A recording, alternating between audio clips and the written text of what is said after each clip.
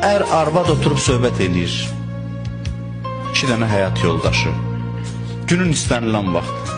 Oturub dərdləşirlər, danışırlar. Ailə mühitində. Buyurur ki, bu danışmaq Kəbə evində etikaf eləməkdən üstündür. Kəbə evində etikaf bilirsiniz də ümumiyyətlə nədir? Etikaf budur ki, bir adam məscidə girir 3 gün, oradan çıxmır. Ancaq ibadətlə məşğuldur. Dünya söhbət eləyə bilməz. Etikafın qaydası var. Haramdır. Artıq etikafa daxil oldunsa, çıxmaq olmaz.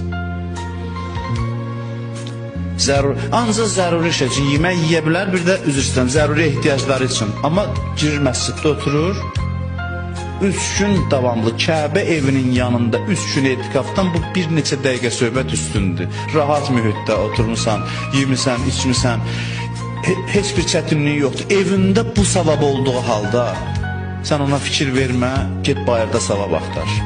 Bu görsənir ki, sən özün-özü alladırsan.